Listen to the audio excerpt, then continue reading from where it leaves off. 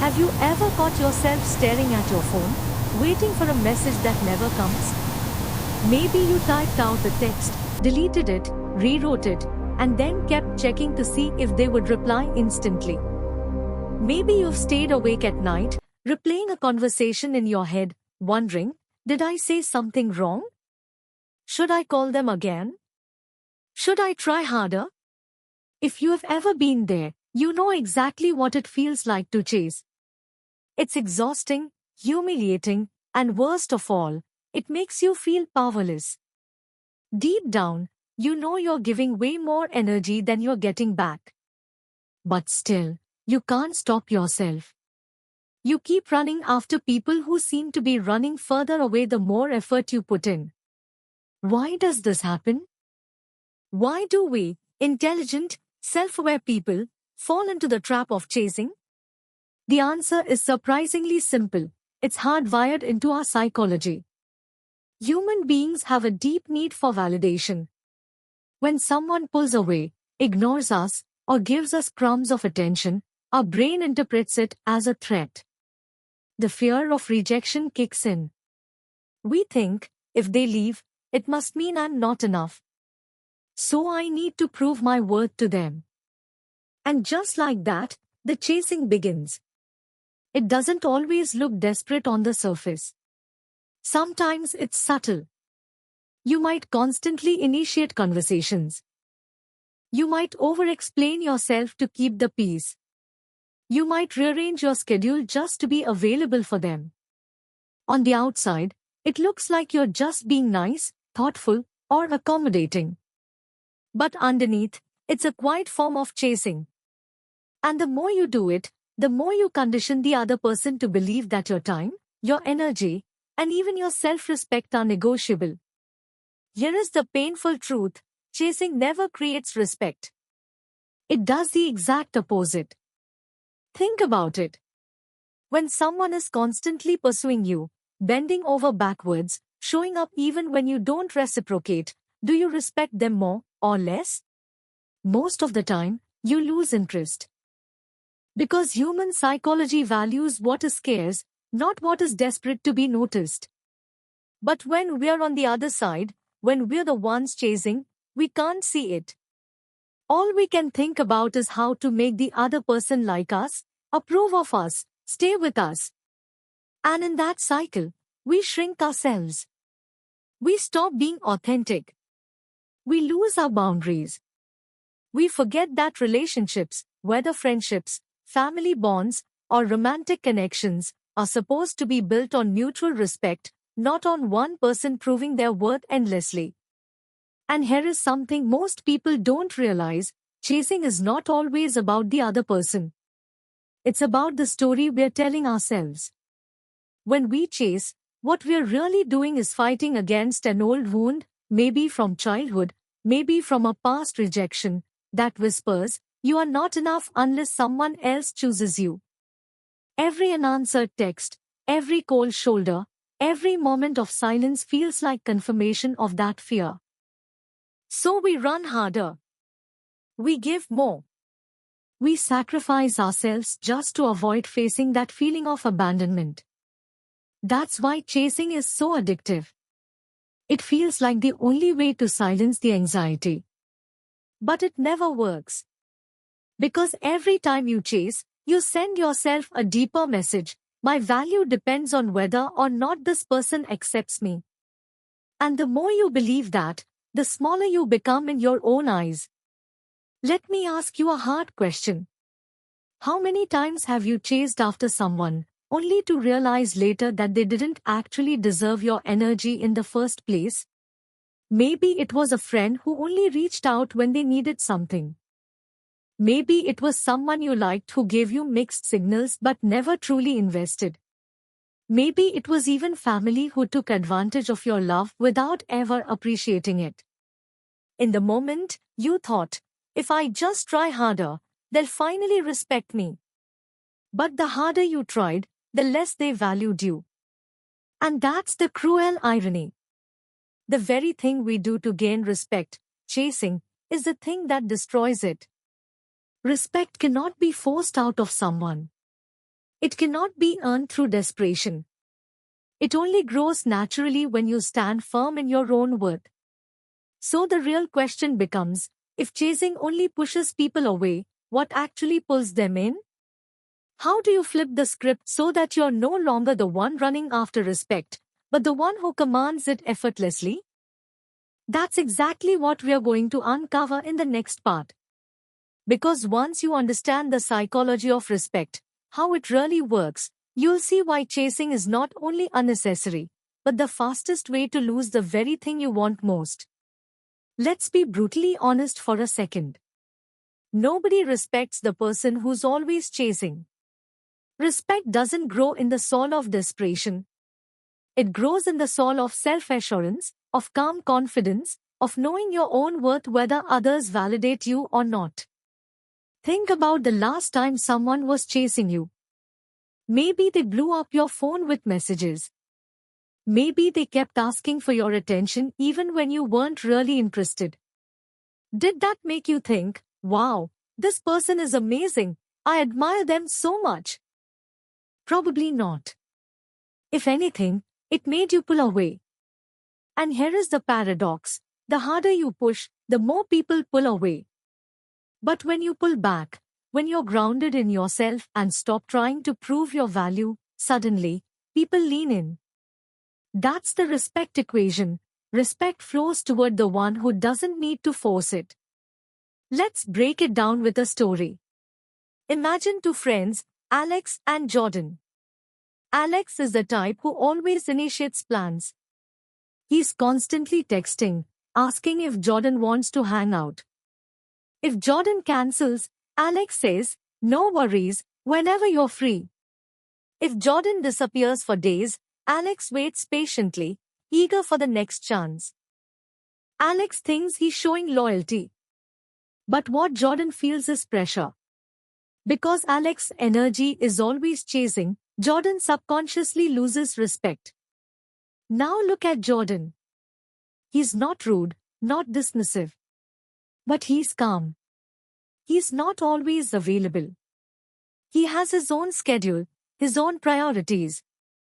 If Alex reaches out, Jordan replies when he can, but he doesn't rearrange his life to keep Alex happy. And strangely, Alex starts respecting Jordan more. Why? Because Jordan's energy is pull, not push. This dynamic is everywhere, in friendships, in dating, in business, even in family. People respect those who respect themselves. And people lose respect for those who hand over all their power just to be liked. Psychologists call this the principle of scarcity and perceived value. Human beings naturally give more weight to what is limited. Think about it. Why are diamonds valuable? Not because they are magically powerful, but because they are rare. Now imagine your energy, your time, your presence. If you give it away endlessly, if it's always on tap, people start treating it like it's cheap. But when you value it, when you choose carefully who gets access, suddenly, others begin to treat it as precious. Here is the mistake so many people make. They think chasing is love. They confuse persistence with care. But love without self-respect isn't love, it's dependency. And dependency never creates admiration. What creates admiration is presence with boundaries. It's the ability to give, but not at the expense of yourself. Now, you might be wondering, but isn't pulling back manipulative? Won't people think I don't care? No. Pull energy isn't about games. It's not about ignoring people to trick them into liking you. It's about anchoring yourself in the truth that your worth doesn't depend on anyone's response. It's about shifting the dynamics so that you're not seeking respect, you're embodying it. Let me give you another example. Imagine two co-workers, Sarah and Maya. Sarah is eager to please.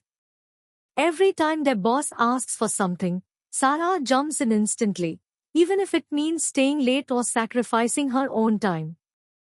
She thinks this will earn respect. But over time, the boss starts expecting it. Sarah becomes the go-to for extra work, but not the one the boss admires or promotes.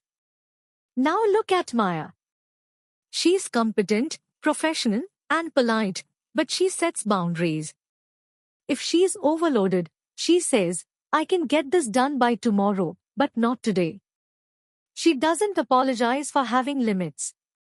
She knows her value and communicates it clearly. The result? Her boss respects her more. Why? Because Maya operates with pull energy. She doesn't chase approval. She commands it through self-respect. This is the respect equation in action. Push creates resistance, pull creates attraction. And it doesn't just apply to relationships with others. It applies to your relationship with yourself. When you stop chasing, you stop reinforcing the belief that you are less. You begin to operate from abundance, not lack. And that shift changes how people perceive you, instantly. But here is the catch, this isn't easy at first. Pull energy requires strength. It requires sitting with discomfort when someone doesn't reply right away, instead of filling the silence with 10 more texts. It requires trusting that you are enough even when someone walks away. It requires letting go of control and allowing people to choose you freely, or not at all. And that's why it's so powerful. Because when you stop chasing, you show the world that you are the prize. You show them that your respect isn't for sale, and neither is your attention. And that clarity forces others to make a choice, either step up and meet you at your level, or step aside. Here is the beauty of it. When you embody pull energy, people who don't respect you will naturally drift away. And the people who do value you will lean in harder. You won't need to beg for attention anymore. You'll command it without saying a word. So ask yourself, are you going to keep pushing, hoping someone finally sees your worth? Or are you ready to pull back, ground yourself, and let respect flow toward you naturally? Because once you understand this equation, the question of chasing becomes irrelevant. The only question is whether you will step into the kind of self-respect that makes people notice you without you even trying. And that brings us to the next step, the actual mindset shift. How do you rewire yourself so you're no longer needy, no longer desperate, but magnetic? How do you go from someone who chases to someone who attracts? That's exactly what we will dive into next. Have you ever noticed how different life feels when you stop chasing and start choosing? That shift is the difference between being needy and being magnetic. It's the turning point where people stop taking you for granted and begin to respect you naturally. But how do you get there? How do you rewire your mindset so you no longer fall into the trap of begging for validation? This section is all about that transformation. First, let's face the truth. Chasing comes from fear. Fear of losing someone. Fear of being alone. Fear of not being enough. When you operate from that fear, every action you take, every message you send, every sacrifice you make, carries that desperate energy. And people can sense it. Even if you don't say it out loud, the energy of, please don't leave me, seeps through. Respect and attraction vanish in that moment. The first step to breaking free is learning to sit with that fear instead of reacting to it. When someone doesn't reply, instead of panicking, you take a deep breath and remind yourself, my value doesn't change just because they are silent.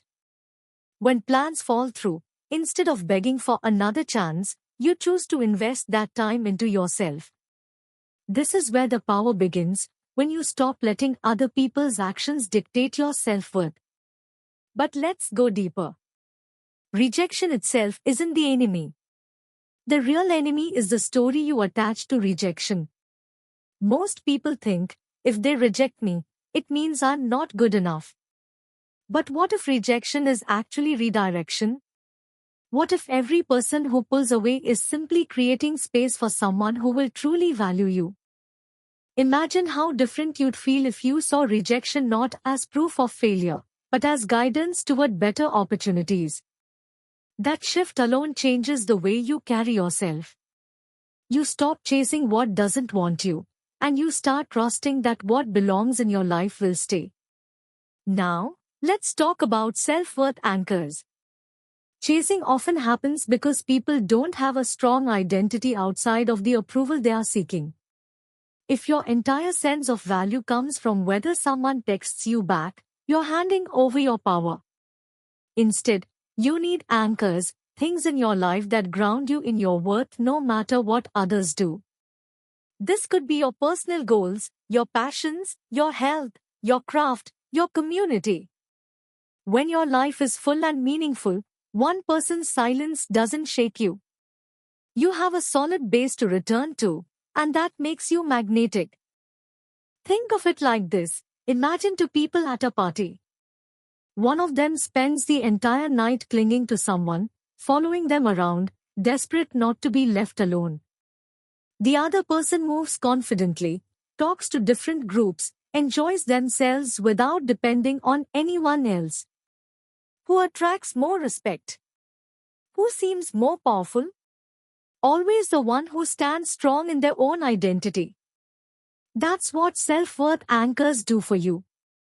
Another powerful tool is learning the value of silence and space. Most people panic when there is distance. They rush in to fill the gap with more effort, more messages, more chasing. But space is not the enemy. Space creates attraction. It gives people room to miss you, to reflect on your value, to recognize what you bring. Silence is a statement. It says, I don't need to force this. I know my worth. And ironically, that's the very energy that pulls people back toward you. Let me paint a picture. Imagine someone named David. For years, David was the guy who overextended. He texted constantly, apologized for things that weren't his fault, bent over backwards to be liked. And every time, he ended up being ignored or taken for granted. Finally, David reached a breaking point. He stopped chasing. He started focusing on his fitness, his career, and his hobbies. He set boundaries in his relationships. He stopped responding immediately, not out of malice, but because he was busy living his own life.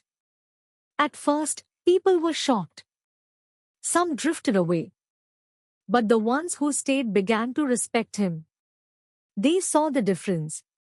They realized that David wasn't the needy guy anymore. He was someone who valued himself. And the more he valued himself, the more others valued him too. That's the magnetic shift, from begging for respect to commanding it. And it starts with 3 simple but powerful practices. Stop chasing every time fear shows up.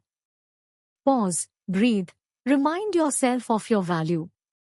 Reframe rejection as redirection. Don't see it as a loss, see it as guidance. Build a life so full and meaningful that no single person can control your happiness. When you live by these principles, you no longer have to make people respect you. They just do. Because respect is a mirror. When you respect yourself, the world reflects it back. Here is the truth. People are always watching how you treat yourself. If you undervalue yourself, they will too. But if you carry yourself with quiet confidence, if you set boundaries, if you know you're enough without anyone's approval, that energy is impossible to ignore. It's magnetic. And that's the mindset shift you have been waiting for. The day you stop being needy is the day you become magnetic. The day you stop chasing is the day people start chasing you.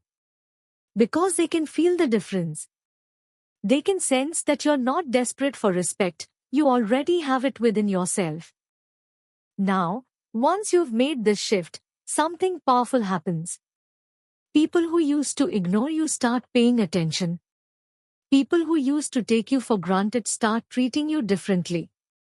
And you no longer feel the need to run after anyone. Instead, you live like the prize, and that changes everything.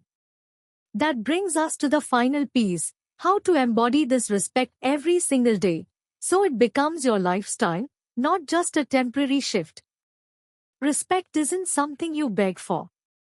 It isn't something you demand, or something you earn by exhausting yourself for others.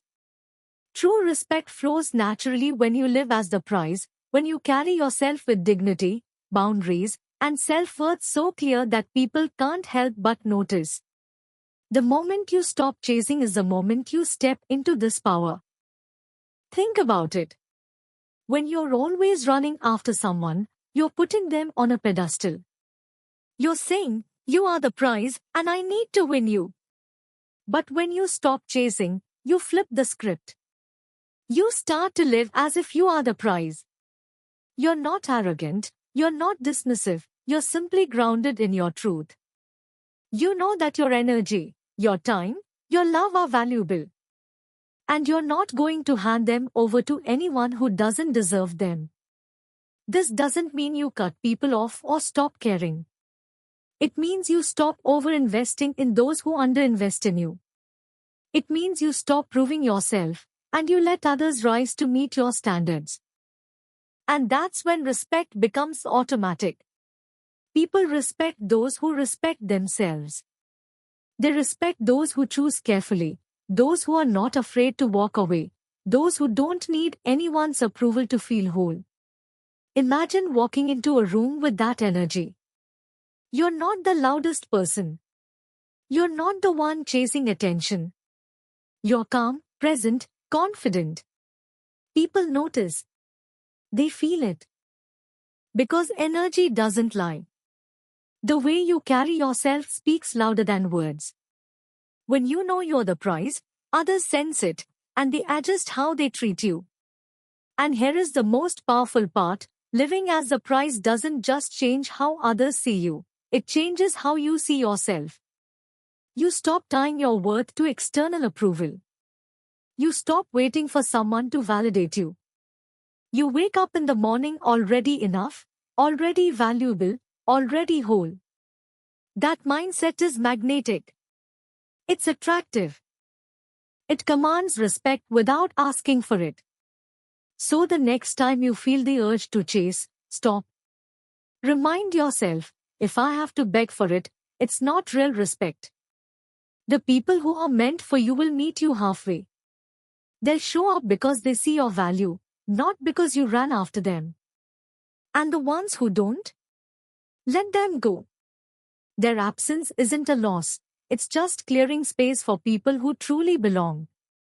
Respect without chasing is a lifestyle. It's about setting the standard once and living by it every day. It's about knowing that you bring value wherever you go, and refusing to shrink yourself for anyone. The day you embrace this, you won't need to chase ever again. You won't even want to. Because you'll finally understand, the prize never runs after anyone. The prize is chosen. And here is the truth that will stay with you. The moment you stop running after people is the moment they turn around to follow you. That's the paradox of respect. That's the power of living as the prize.